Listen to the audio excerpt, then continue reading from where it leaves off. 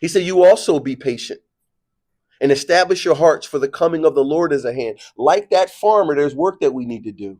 You got me in, you gave me grace, and now I need to do the work of securing my faith. And how do we do that? And James teaches us how to do that. Hebrews teaches us how to do that. Peter teaches us how to do that. Jesus teaches us how to do that. We got to follow him. We got to seek him. We got to desire him, and the things in our life that are off, we got to lay it aside. James is telling us, look, okay, your tongue is off. Okay, deal with that.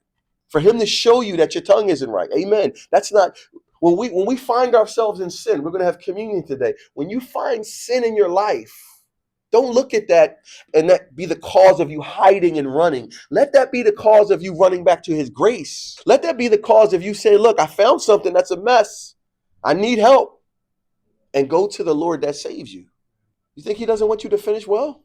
You think he doesn't want you to, you think he doesn't want you to succeed? He wants you to succeed. But those trials that we're going through, you know what they do? They reveal imperfections in us.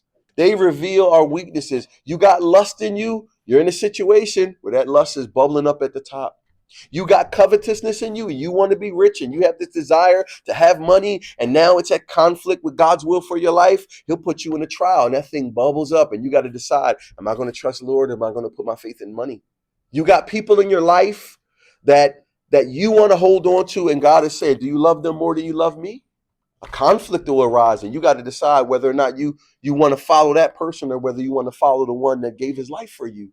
Everything that he walks you through is not an accident. None of the trials in your life are arbitrary. They're purposeful. Everything, every pain, every trial, every grief, every sadness, every hopeless night that you spent when you asked God for something and you did your best and it didn't work out. Every time that farmer goes out there and he's digging and an animal came and ate that thing, and he's got to decide whether he wants to quit in that moment or not, or whether he's like, no, I'm going to trust the Lord. I know what he's called me to. So he says, you got to be patient.